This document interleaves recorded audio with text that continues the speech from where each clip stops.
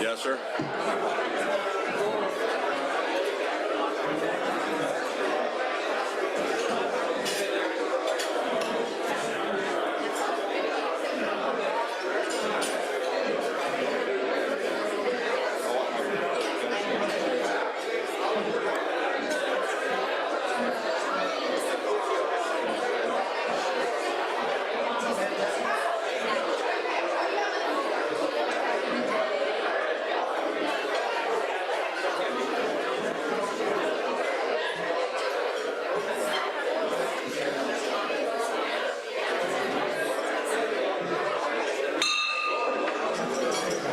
Good afternoon and welcome to the Rotary Club of Fort Worth.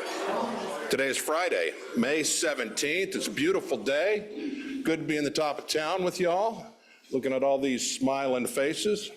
If you will, please help me welcome President-elect Rebecca Montgomery, Principal Montgomery GR for our invocation, followed immediately after with our national anthem played by Harriet Harrell, Principal of the Harrell Group. Please rise with me.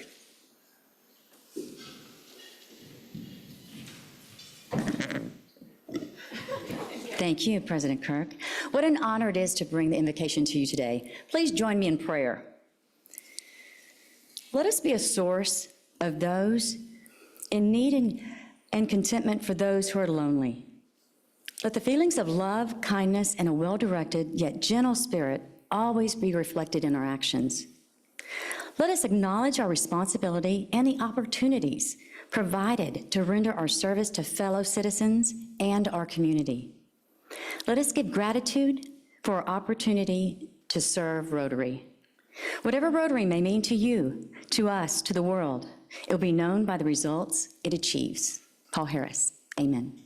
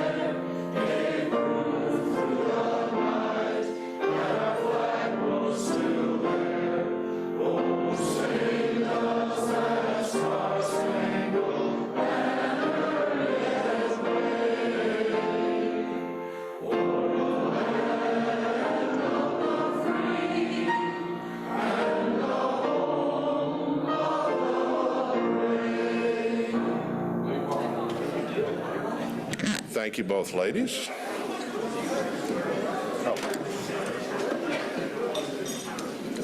All right, let's get rolling. Next up, Becky Fetty, Director of Marketing and Membership, Downtown Fort Worth, Inc., with our visitor welcome. Come on up, Becky. Thank you, sir. Hello. Hi, everybody. Good to see y'all. I'm here to welcome our visiting guests and visiting Rotarians today. And you all know the drill. Hold the applause. Never mind. Actually, applaud really loudly because we're happy that you're all here visiting us today. And if you have any questions about membership, please ask the person that brought you or anyone with a name badge. So first up, we've got Marcus Hicks is a guest of Terrence Butler. Thank you, Marcus. Brandito Howard is a guest of Randall Howard. Jennifer DeWitt is a guest of President-elect Rebecca Montgomery, as is Devin Pepla. Zoran Luttrell is a guest of immediate past President Sean Snell. Thank you, Zoran. George Fong is a guest of past President Fernanda Costa. Dr. Stephen Cady is a guest of Charlie Johnson. Troy Higgins, guest of Steve Kessler. David Ryan Miller, guest of Mike Brown. All right, Ponce Duran is a guest of Adrian Galvan. Michael Gatton is a guest of Gary Stout. And we have one visiting Rotarian all the way from Grapevine, Texas, Mark Lucas Kelly. Thank you for joining us. And if I didn't get you because you didn't get your name on time, thank you for coming. Okay. Thank you very much, Becky. And now, to our visitors, those of you who've been here before, all our Rotarians know this by heart now.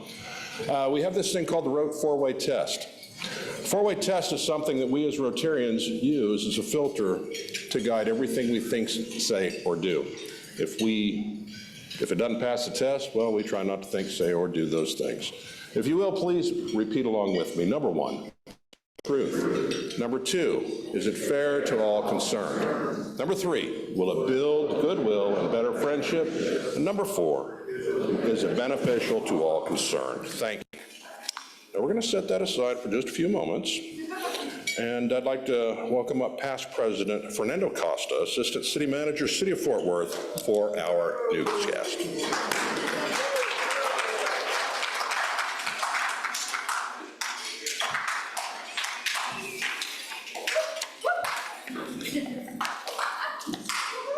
Thank you very much. I feel about as welcome as South Dakota Governor Kristi Noem at this week's Westminster Kennel Club show.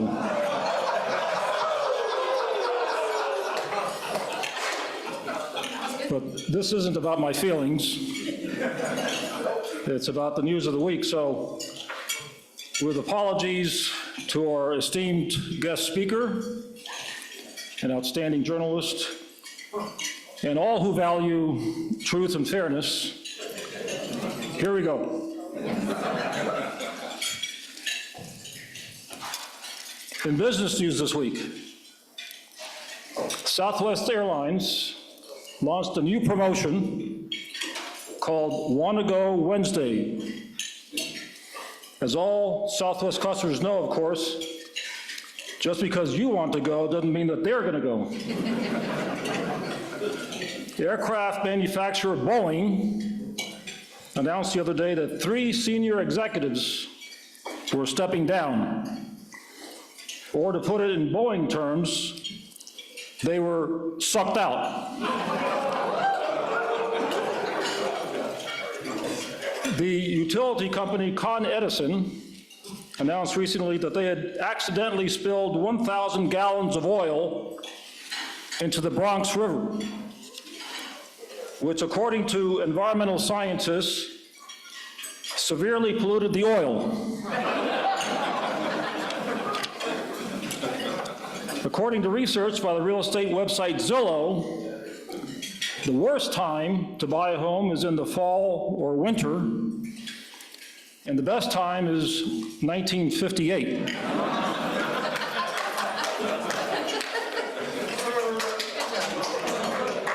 A recent survey has found that 76% of Americans think tipping expectations have gone too far. That's 76%, which coincidentally is the new recommended amount.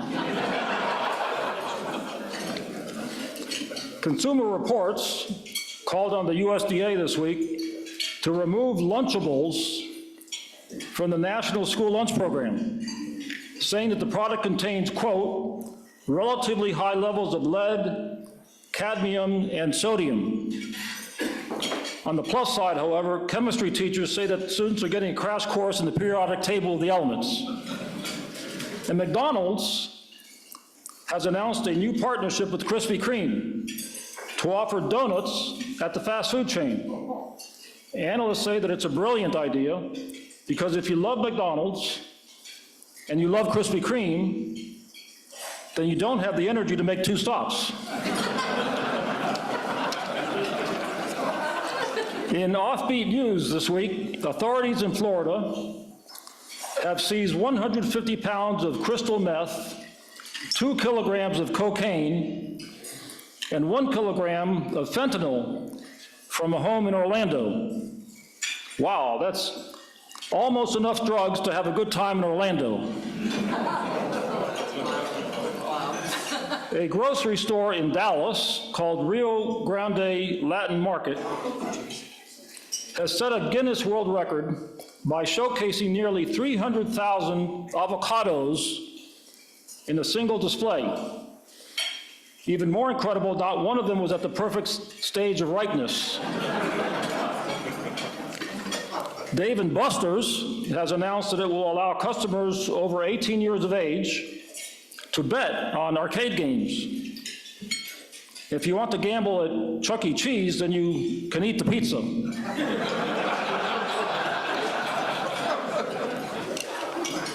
According to a new survey, mocha drinkers are more likely than our other coffee lovers to describe themselves as creative and adventurous. As it turns out, mocha drinkers are also more likely to describe themselves to you even though you didn't ask.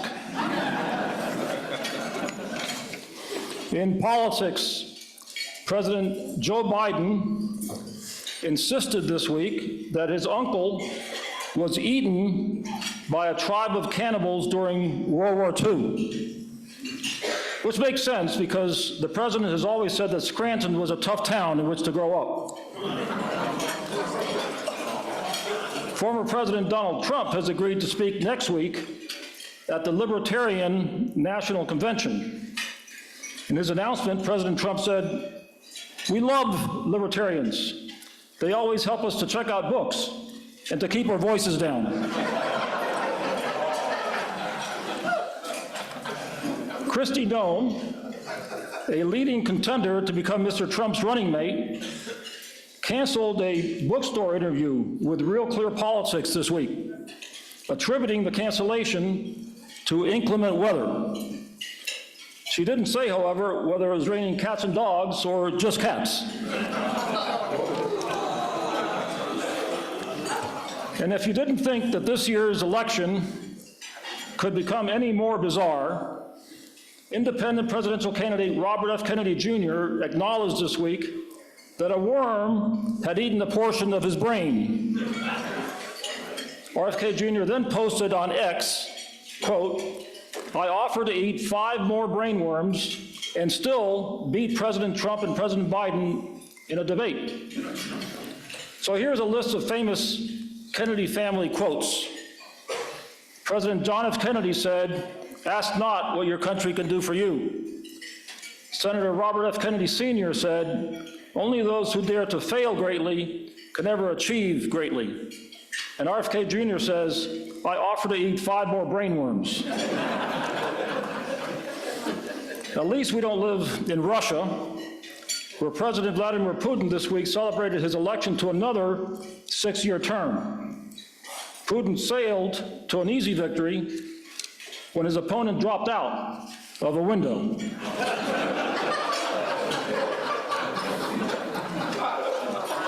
And this week, the war in Gaza hit closer to home here in Texas as pro-Palestinian protesters disrupted college graduations at UT Austin, UT Arlington, and UT Dallas. In College Station, meanwhile, a different kind of protest occurred in support of a popular Aggie football player named Rock, who was ineligible to graduate because he had failed his math final. As thousands of graduating Aggies chanted, "Give Rock another chance," the A&M president turned to Rock and said, "Okay, we'll give you another chance. If you can answer this one math question, then we'll award you your degree. What is the square root of 9? Rock thought long and hard and then answered 4. So the president regretfully said, "I'm sorry, Rock, but the correct answer is 3. The student body again chanted, "Give Rock another chance." So the president said, "Okay, Rock, we'll give you a final chance. How much is 2 plus 2? Rock thought long and hard and then answered, 4. But the students immediately protested, give Rock another chance.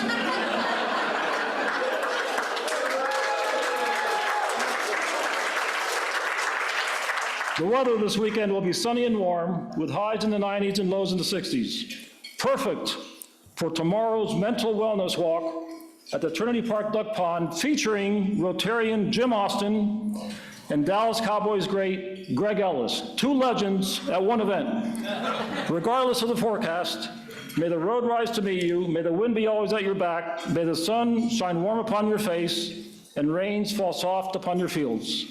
And until we meet again, may the good Lord hold you in the palm of his hand. Have a great weekend.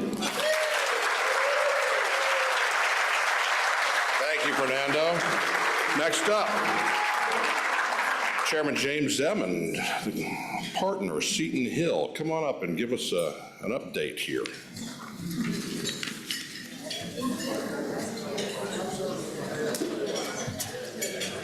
Thank you, President Kirk. Just wanted to kind of give you guys a heads up. We had our golf tournament on Tuesday, May 14th. The weather was just like it is now. Beautiful day.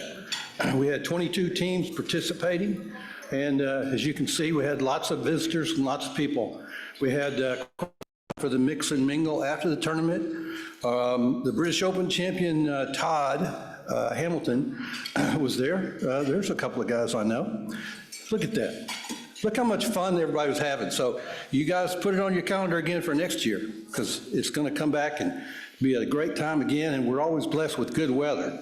But I know Kirk, Mr. President Kirk, is always in a hurry for me, but I got to say this. First of all, I want to say thank you to Miss Becky Fetty, who, these people always go unnamed, but people like her are always in the background, and she does that right there.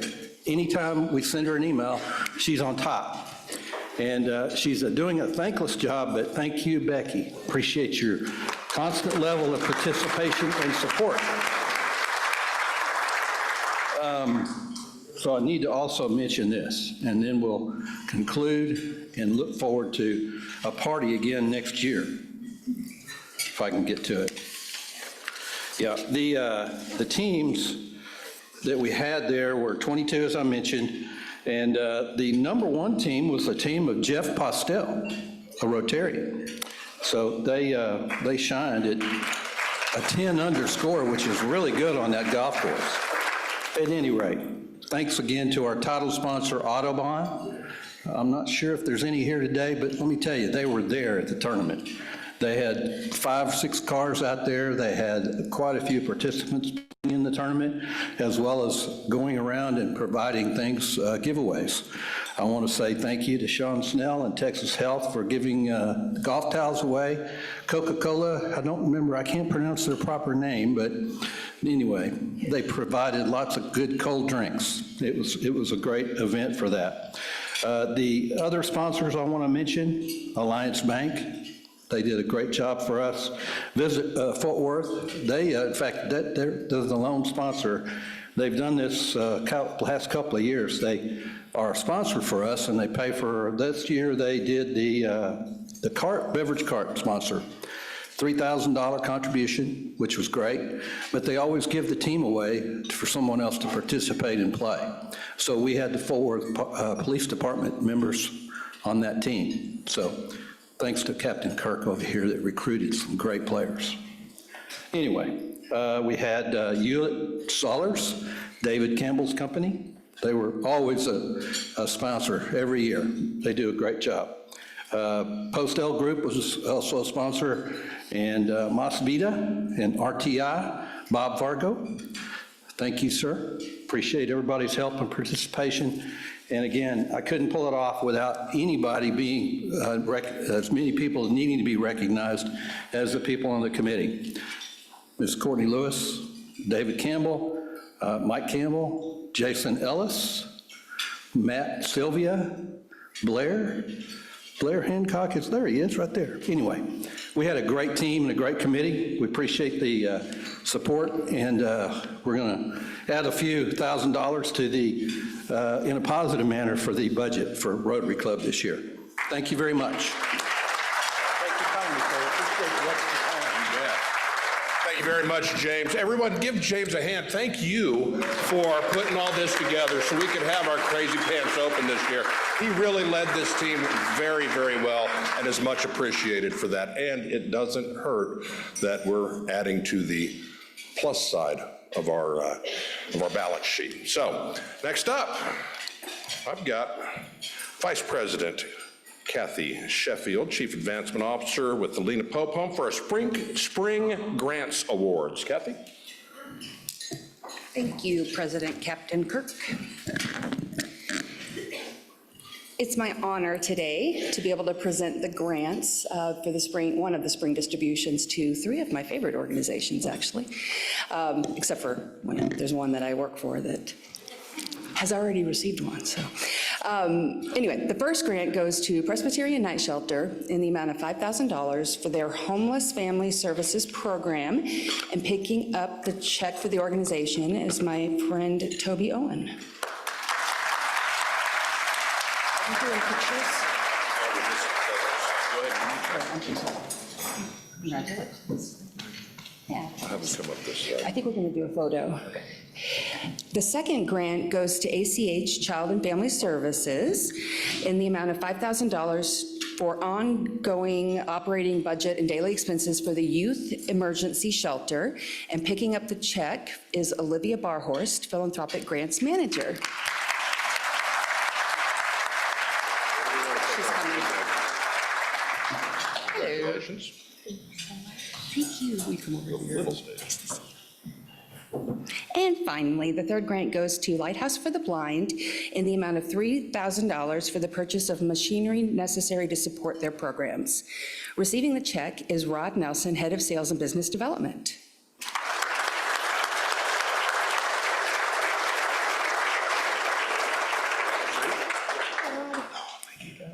Thanks. Yeah, I think we're going to try to get a photo if somebody has a camera, maybe.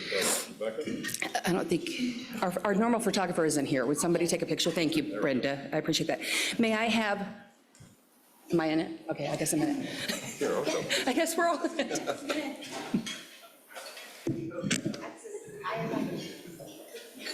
Thank you. Thank you, Brenda. Congratulations, guys. May I have another round of applause for these great organizations? And thank you so much for the great work you do in our community. Thanks. Thank you, Jen.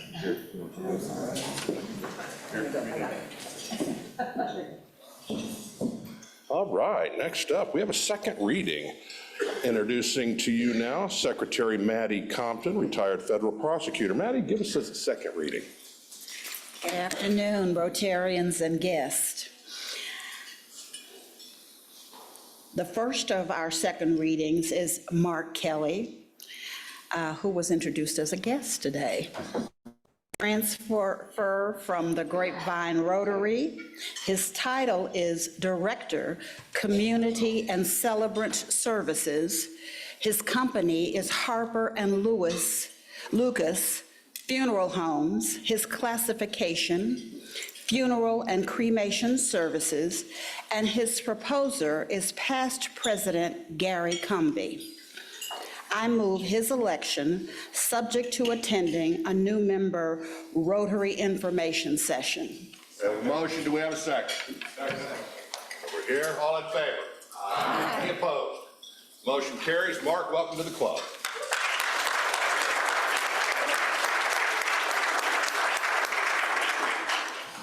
And our second reading is Ryan T. McLinn. His title is Owner. His company is Impact Wealth Group. His classification, financial planning and management, and his proposer is Pam Cannell. I move his election, subject to attending a new member Rotary information session. Motion, do we have a second?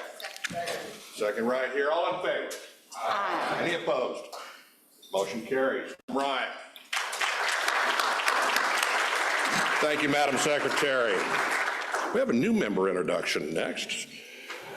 Proposer is Tammy Terra. Tammy, come on up, bring a new member with you, and let's get this rolling.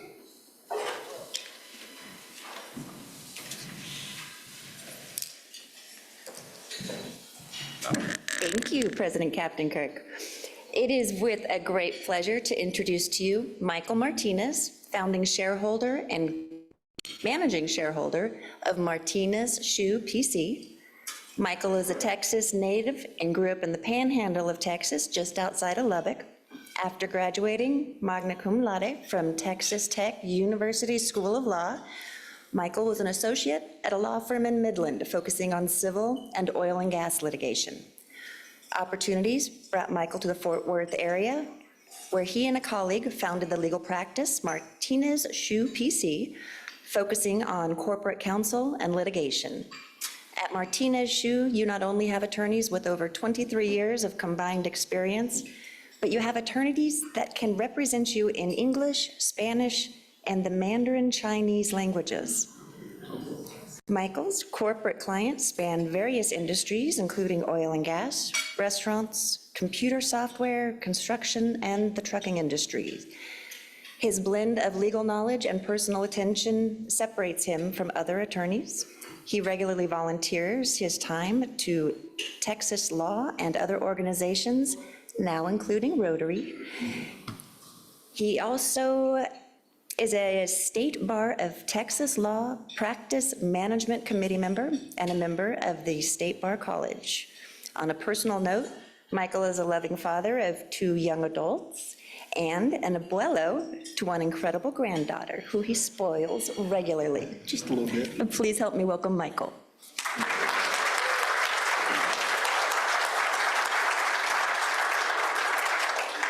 Hello, everyone. So Tammy said that I had to be able to come up with something interesting or odd about myself. And so I thought, what better way to do that than to do a game I play with people that I just meet, 2 truths and a lie. So my 2 truths and a lie are, first, when I was in law school, I had the ability to sit down for dinner with United States Supreme Court Justice Antonin Scalia, where we get to argue over how to properly interpret the Constitution. Number 2, the largest case that I've been lead counsel for in the history of my firm was a case worth monetarily over $42 billion. And number 3, during my educational career, I've been blessed enough to have won a national championship in high school, another one in undergraduate, and then another one in law school. So feel free to come grab me after this and take a guess as to which of the 3 is a lie. Thank you. Well played, sir. Thank you very much. All right, I've got something for you right here.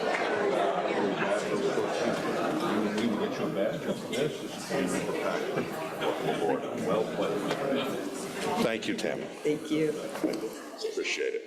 All right. Wow. Love getting new members in. Now it's time for the main event. Hello. All right. Mitch Reitman was supposed to do this, but Mitch is out of town. So I'm doing the duty as the chairperson of the day. Your program today is Mr. Scott Friedman of NBC5. He's a senior investigative reporter leading the NBC5 Investigates team, exposing critical safety concerns and holding officials accountable. Scott's investigative reporting has been recognized with broadcasting's top national honors, including the DuPont Columbia Award, the broadcast equivalent of the Pulitzer Prize, wow, a Peabody Award, 5 national Edward R. Murrow Awards, the investigative reporters and editors, incidentally, that's IRE, award, 2 national SPJ Sigma Delta Chi awards, and a National News and Documentary Emmy for outstanding regional investigative reports. Scott's investigations have been featured on NBC Nightly News and Today on NBC. Scott's Peabody Award-winning investigation of financial troubles at Dallas County schools exposed a web of corruption, staggering financial mismanagement, hidden personal relationships, and conflicts of interest inside an agency that transported tens of thousands of children to school every day. Texas legislator, governor, and voters acted swiftly to close Dallas County schools, and the superintendent who ran the agency pleaded guilty to federal charges of accepting $3 million in bribes and kickbacks in exchange for government contracts. The NBC5 reports also sparked an FBI investigation, public corruption investigation, which led to the conviction of the 2nd highest ranking elected official in the city of Dallas. That's why he's in Fort Worth. In 2003, Scott received the prestigious Alfred I. DuPont Columbia Award for his series Paper Tag Nation, which you'll hear about shortly. For more than a year, Scott's team investigated care for injured active duty U.S. Army soldiers in partnership with the Dallas Morning News. The series uncovered hundreds of complaints from injured troops describing mistreatment, harassment, verbal abuse, and a lack of care from commanders at the U.S. Army Warrior Transition Units. Within days of the station's first reports, the Army ordered new training for commanders of all 25 Warrior Transition Units worldwide, aimed at better treating injured troops with dignity and respect. The U.S. Armed Services Committee also ordered a Government Accountability Office investigation. Scott's 9-month-long investigation of crashes and injuries caused by police officers using dashboard-mounted computers while driving, I understand that, led to changes in local police department policies and became training material for law enforcement agencies worldwide. He joined KXAS in 2006, later anchoring the weekday morning newscast. NBC 5 Today. In 2012, he helped launch NBC 5 Investigates. Previously, Scott was an investigative reporter and news anchor at WTMJ-TV in Milwaukee and a reporter with WNDU-TV in South Bend, Indiana. He's a graduate of University of Notre Dame. I'm sure the list goes on and on and on. Please welcome Scott Friedman to the stage.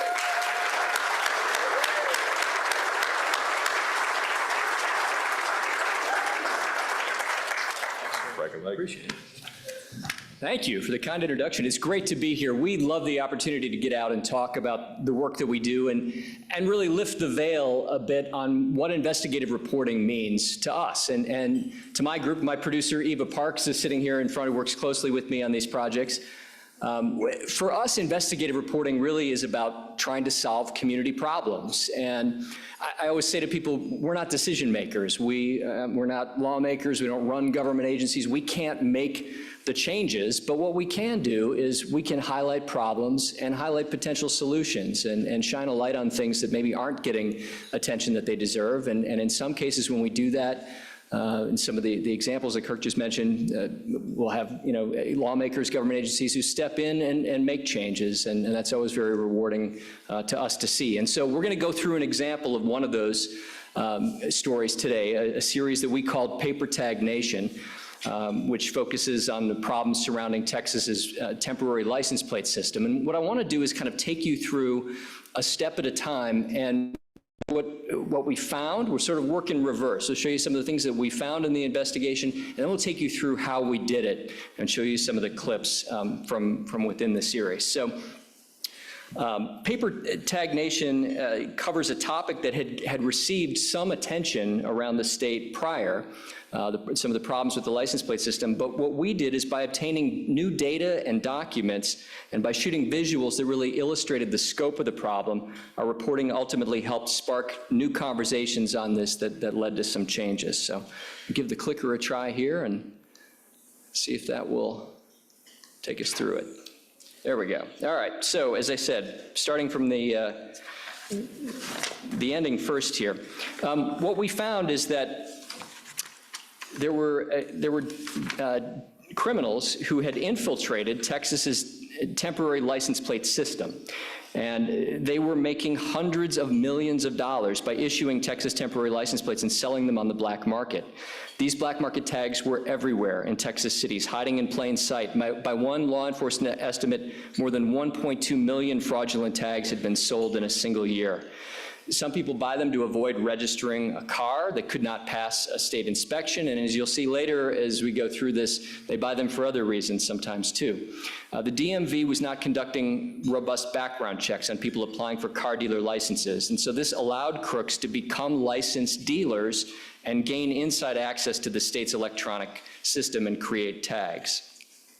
So these criminal dealers were willing to enter any name or address we found into the state's computer system, which means that an officer stopping a car with a fraudulent tag had no idea if the information in the computer was real or not. Some of these fraudulent tags ended up on cars used to commit serious crimes. The DMV had been warned of the problem for years, but was slow to address gaps in security and to implement a new law that could help stem the number of illegal tags on the road. So, quick bit of background on temporary tags. I'm sure you see these all the time in traffic. These are good for 60 days. They can only be issued by a licensed dealer who actually sold you a car. It's illegal for anybody to sell you one of these tags. Dealers print them by logging into an electronic system and entering vehicle information. And the tags contain the dealer seller name right on them, you can see in this photo here, the VIN number of the car, a tag number, and an expiration date, along with some other security measures that were designed to prevent counterfeiting. So how did we get interested in this? Ironically, it was our colleagues in New York at WNBC, one of my counterpart in the investigative unit there, who reached out and he said, hey, we're doing a story here in New York City tonight about the mayor who's complaining about these paper tags, these Texas paper tags that are causing problems in New York. Many of them were on cars that had been involved in crimes investigated by the NYPD, and the police were having difficulty locating the suspects. The problem had grown so big, the mayor was speaking out about this in an effort to educate people. And in this story in New York, they said that the New York police attributed the problem to the fact that Texas had made it easier to apply for temporary tags during the pandemic, because the paperwork was taking longer and government offices had been shut down, and that was true to some extent, but given the extent of what we were hearing out there, we wondered if there wasn't more to this. So we began to dive into this a little bit deeper and get some data. In their reporting, you got the impression that it was just maybe a few bad employees at dealerships who were selling these out the back door. We found that there was a lot more to it. And we'll show you how we did that. All right, so here's the data. This is the part that Eva loves. She's the data guru in our unit. And we're going to take you into some of the records that we used as we told this story. So we asked for documents that we believe no one had asked for publicly before. We filed an open records request, Public Information Act request, for the Texas DMV's entire temporary tag database. Under the motor vehicle privacy laws in Texas, the DMV can't release to us records showing the name of the owner of a specific car, so we can't see who actually the tag was issued to, but what they could give us was this list. Records showing the name of each licensed car dealer and the number of tags that they had issued in each calendar year. This is a sample of the spreadsheets that they sent us, and in this sample, we have sorted by number of tags issued statewide from largest to smallest. Remember, each tag should represent a car sold if the tag was issued legally. So you can see at the top of this list, or actually toward the bottom of the list, you can see some national brands that you recognize, CarMax, right, which you would expect to issue a lot of tags. If you've been by their lots, you know they have a lot of cars on the lot. But you all see at the top some of these names that you don't recognize, very small dealers that were actually issuing more tags in a year than places like CarMax. So we wondered who were these places that were supposedly selling more cars than the big. So we went to some of those locations to see who they were, and what we found helped bring this database to life with visuals. You probably see those paper Texas license plates in traffic all the time, but you may never look at them the same way again after what you're about to see tonight. NBC5 investigates how those tags have become a gold mine for fraudsters. Investigators say unscrupulous car dealers are raking in millions, selling bogus tags that help criminals hide and put dangerous cars on the road. Our senior investigative reporter, Scott Friedman, tracks down some of the suspected sellers. Brian, what we found points to fraud on a scale that's hard to comprehend.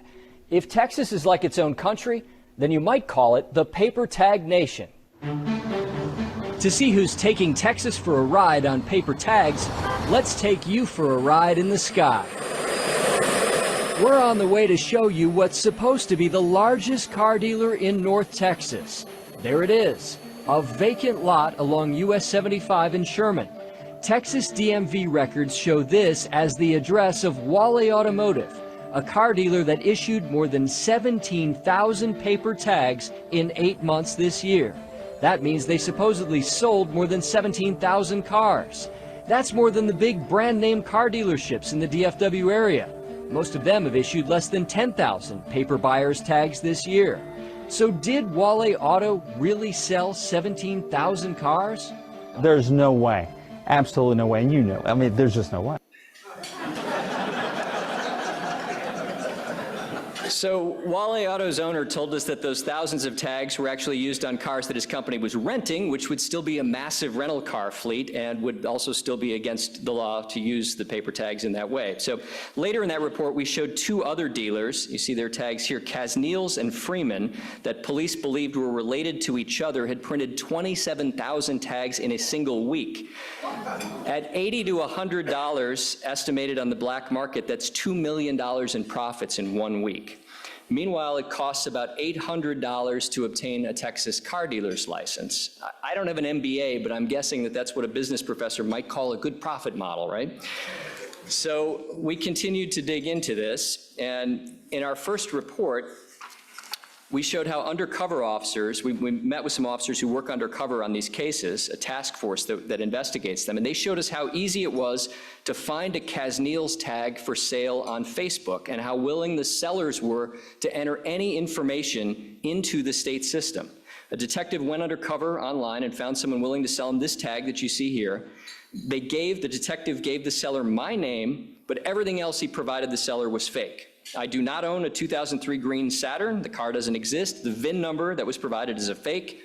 And the address, my home address listed on here, 1 AT&T Way in Arlington, Texas, is not my home.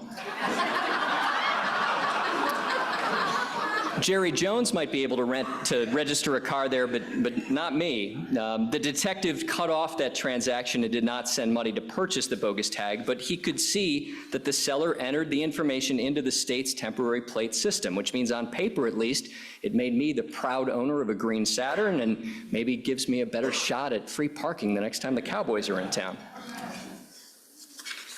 So it wasn't just undercover detectives, of course, buying these Casneels tags online. We went into 2 Dallas neighborhoods and we showed how these tags, Casneels tags, were on cars everywhere. And what was maybe even more concerning was that we found the DMV was not moving very fast to stop some of these dealers from selling tags. We proved that by filing more records requests. We asked the DMV for its enforcement records for each small dealer that had issued a huge number of tags and a copy of their dealer license application. We found that dealers like this one that you see in this record, where DMV investigators had visited the property, they suspected these folks were not selling cars, probably just selling tags, but the agency did not suspend their access to the temporary tag system right away. So we went to some of those locations to prove that they were still not there, but were continuing to print tags even after the DMV suspected fraud. But when we went to that address in Kennedale to find the owner of the company called T-Bright Gold Auto, we were told T-Bright Gold wasn't even there. I've never seen him here. He doesn't have an office here. The business owner we met told us he's been there for years. T-Bright Gold has not. And I hope you guys can find him. Keep looking for him. Good luck. Records show the Texas DMV also suspected T-Bright wasn't at this address as far back as 2019. A DMV investigator visited and found no company sign and no one answered the phone. The agency was investigating T-Bright for failing to provide sales records, and by 2020 the DMV was getting complaints T-Bright was issuing paper tags in the names of people who never bought a car from the company. That's against the law. DMV investigators recommended revoking T-Bright's license in fall of 2020, but by then more than a year had passed. T-Bright had issued a total of more than 17,000 paper tags. So as we dug deeper, we found that the state's failure to shut these fake dealers down quickly was also having a huge impact on safety across the state. Law enforcement officials told us that these tags posed a daily threat to officers on the streets. And to show that, we began filing records requests with police departments. We asked for reports of crimes involving vehicles with fraudulent paper tags. We searched our own news archives for cases where a suspect vehicle description included a paper tag. We scoured police department social media posts where they had put out suspect car descriptions. And we reached out to a number of departments directly to ask, were they aware of cases where these tags had complicated investigations? We were able to put together what turned out to be a virtual catalog of crimes where the getaway car had one of these fraudulent paper tags. We're going on the 121 northbound. From a wild police chase with a drive-by shooting suspect He is blocked there. to a major credit card theft investigation Who's this? to drug smuggling cases and even murder. No other family should have to go through this. One thing connects them all: Texas paper tags. Many sold fraudulently, police say, by small car dealers cashing in on a black market that helps bad guys get away. It basically becomes a ghost car. They give people anonymity. It is a cloak, if you will, for the vehicle. NBC5 Investigates reached out to law enforcement agencies across the region to ask how often they see those tags used to conceal other crimes. Many told us it's a constant problem. All day, every day. Listen to what the DEA told us about how often federal drug enforcement agents see smugglers with paper tags on cars used to transport drugs in the DFW area. At least 80% of the investigations that we're conducting at some point have involved surveillance of vehicles or stops of drug-laden vehicles that have temp tags. 80% of drug investigations. We were stunned to hear that from the DEA. We found it wasn't just local crime either. We learned that from federal law enforcement officials, that drug cartels were even getting the tags in Mexico, printing them in Mexico, and using them to make vehicles look like registered Texas cars to get them across the border. We began reaching out to agencies, including the Border Patrol, the Texas Department of Public Safety. We searched their old releases and began to find all kinds of cases where the cars had these paper tags. You remember Kaz Neal's, the dealership we talked about earlier. You can see in this photo here, that's the dealer that you remember was ready to register my green Saturn, right? This truck had Kaz Neal's tags on it when state troopers stopped it with a gigantic load of drugs in West Texas. So we went to the border to see the situation there for ourselves and get a handle on what was happening. Dope smugglers and human traffickers running from state troopers along the U.S.-Mexico border in cars with paper tags. Bodies flying from this car as a human smuggling suspect makes a run for it, crashing through a border crossing gate trying to flee into Mexico. In Laredo, troopers eventually catch up to this truck with a paper tag and discover bales of drugs. Federal drug enforcement agents in the Rio Grande Valley tell us smugglers now frequently move drug loads with the help of fraudulent Texas paper tags. We see it on a regular basis. It's consistent, and again, it's been happening for quite some time.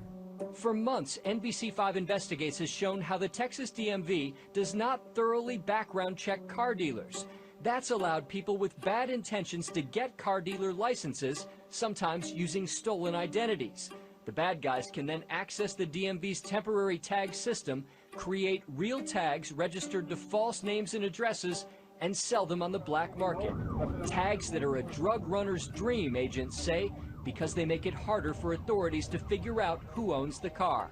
There are also some undercover investigations that we have where criminals have given the paper tags directly to our undercover officers and instructed them to affix that tag to the vehicle.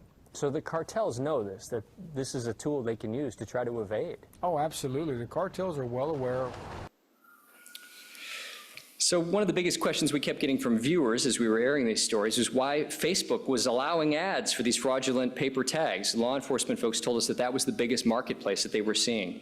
So we dug into that too. And Facebook told us that their policies prohibit the sale of false documents, and they were trying to stop them, but each time that we saw ads pulled down, we saw more appear.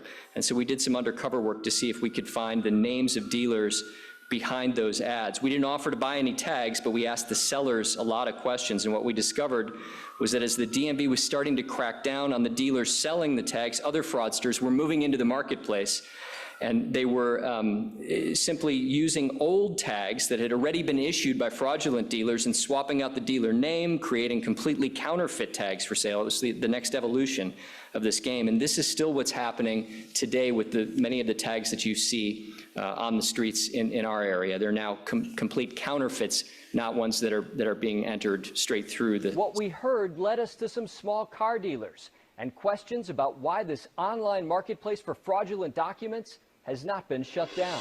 It's happening right out in the open on the world's biggest social media network. Ads on Facebook Marketplace offering temporary Texas license plates or placas in Spanish. Tags that are only supposed to be issued by a car dealer when they sell you a car and never sold online. Another one here in Dallas, $50. We wondered where the tags come from. so we messaged some of the sellers on Facebook. Some responded right away, telling us they could provide tags in just minutes. They're responding very fast. One seller who says he's from Arlington says he charges $40. They're telling you how much it is. They're telling you how they want the payment and what information they need from you. We ask if the tags are legit. He messages back a sample photo of a tag that says it was issued by a car dealer called Mir Motors. We know that tag is a fraud because the Texas DMV caught Mir Motors selling tags months ago and blocked them from issuing real tags. Police tell us crooks are now selling counterfeit tags with the names of Mir and other dealers the DMV has already busted. But other Facebook ads we saw show tags with the names of small dealers that are still in business, like Power Play Motors, a dealer we tracked to this address in Fort Worth. Dominique Lopez is Power Play's owner. It's just frustrating having to even sort all this out. Lopez tells us police officers have been calling her from across the country, investigating cars with bogus Power Play Motors tags. So when they pull it up in the system, they're like, well, that car says it's a Nissan Altima, but the tag is saying it's for a Toyota Camry. It's not lining up. DMV records show investigators looked into many of those tags and found Power Play Motors did not create the tags. So you see, in some cases, there were other car dealers that were victims of this scheme as well. So we also worked throughout the series to hold public officials accountable for what was happening with this. And at the start of our investigation, the DMV's executive director declined interviews initially and sent us statements saying that they were working through the process of developing new administrative rules stemming from a law that the legislature had passed that would allow them to suspend access to the tag system more quickly when they suspected fraud. But we kept pushing, and from the start, we also went to board members who oversee the agency. One of them, Manny Ramirez, now Tarrant County Commissioner Ramirez, pledged to take action to correct this. The president of the board also told us in an interview that he was shocked when he saw our first story and said the board truly did not grasp the scope of the problem until we made it more clear. We went to state lawmakers, and the head of the House Transportation Committee pledged to hold hearings to address this as well. We were eventually able to interview the executive director of the DMV, and by the second time that we spoke with her, the board was putting pressure on her to fix the problem, which ultimately led to her resignation. I'll go. There is. Go past that one. There we go. Just for time's sake. So the executive director took the position that the agency didn't have the authority to immediately revoke the licenses of dealers that were suspected of selling tags until the legislature passed a law giving the agency more power. But the law had been passed months earlier, and it took the agency more than a half a year to implement administrative rules to put that law into action. So here's some of what's happened since our reporting began. As I mentioned, the DMV executive director resigned. The board adopted a tougher plan for car dealer background checks. It now includes fingerprints so that they can attach a real person to that dealership. In the past, when police would go out to investigate some of these, they'd find that it was actually fraudulent documents that had been used to open the dealership. The name of the person listed as the owner maybe didn't even exist. So that loophole has been closed.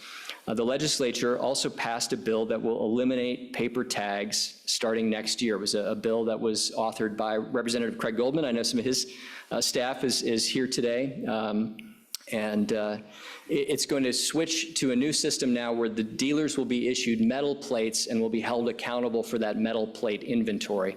The law is set to take effect later next year. I think the idea was, and you guys correct me if I'm wrong, I think the thinking was to give the legislature another session here to tweak it if it needs any fixes based on the feedback that they get from the agencies involved before this actually takes effect. So that's why you're still seeing paper tags on our roads right now, but we will be shifting to that metal tag system soon. Dozens of these licensed car dealers, and I put that in quotes here because really many of these, as we showed, were not dealers. They were criminal organizations that were issuing tags. They've been suspended from the DMV's electronic tag system. Law enforcement's brought more criminal charges against dealers suspected of widespread fraud, and as a result of the reporting, there's been a lot more nationwide and statewide media coverage of this issue. I saw last week the New York Times did a lengthy piece about the problems that other states are now having with this. Talked to Kirk earlier about this, and as he knows well from years in law enforcement, when one avenue is closed, they find another. So we're already hearing that out-of-state temporary tags are coming into Texas and being used for some of these same purposes.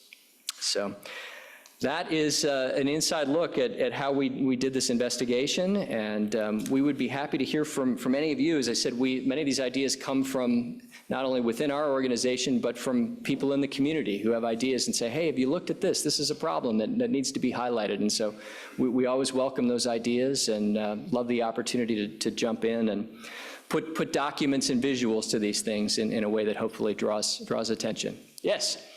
Here's an idea for you. We, in Texas, our law requires 2 metal plates on the car, front, one on the back. You could walk through the 4 parking garage on the way out and probably find 50 cars that don't have the front tag. And it really does not seem to be enforced that you have both tags. And so the question becomes, where's that other tag? Well, most likely it's somewhere innocent. But it certainly would, you could put it on the back of another car and it would make it look like it was registered. As long as we don't enforce the front and back law, we either change it to where we only need a back tag, so you only get one tag, or else we need to enforce putting it on the front and the back. Yeah, that's a good point, because maybe one of the next avenues here now too, as this paper system gets shut down. There's already some discussion at the regional level last week about metal tag fraud and where that's going to go next, and equipping law enforcement with the tools to detect counterfeiting on that front. Because again, when one door closes, another one opens, unfortunately, for organized criminal groups, which is what law enforcement officials believe. Many of these folks that were operating these dealerships were actually, organized crime outfits. Yes, sir. Question, you mentioned other states that are now potentially paper tags coming into Texas. Can police officers in Texas verify the validity of an out-of-state temporary tag? I mean, do they have reciprocal access to temporary tag information? I don't know for every state, but my understanding is that generally, yes, it's uploaded into a system. I think some are a little bit harder than others to get information. It might not be an instant return on a computer. Kirk, I don't know if you... I think my recollection is that, and the nice thing about this is that law enforcement all works together so well across the country. And I know there are folks in Texas, for example, when they were having the problems in New York, there was a task force in Austin, and those guys made themselves available where they would jump on a phone with a police officer who had a car stopped in Brooklyn and would be happy to help them run it through the Texas system and get them the more detailed information more quickly to determine if the tag was fraudulent. Sir. Any talk of the digital tags, implementing those further in Texas? It came up a bit in the discussion at the agency level, I know, as we were going through this, but it's not ultimately what the legislature chose, and I don't think there was really any serious discussion that I recall. Was there at the legislative level about that?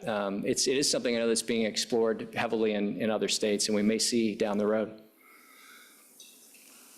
Thank you all. Appreciate the opportunity to be here. Thank you very much, Scott.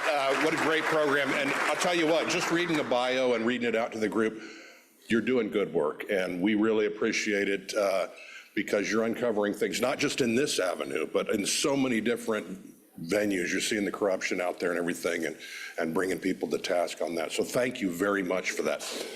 So it's a tradition of our club. First of all, let me back out a little bit. Rotary, if you're not aware, they're worldwide, and one of the big pushes that we have is the fight against polio. Most of the people our age or better has someone in their family that they remember, a grandmother, an aunt, or something that was touched by this horrific disease. We've started the fight in the mid-'80s. We've taken it from over 250,000 new cases every year of wild polio to last year we had 13. We are this close to eradicating a horrific disease. In honor of your speaking presentation today, our club is making a donation to the Rotary Polio Plus Fund, and this is a memento of that. Thank you. Thank you very much.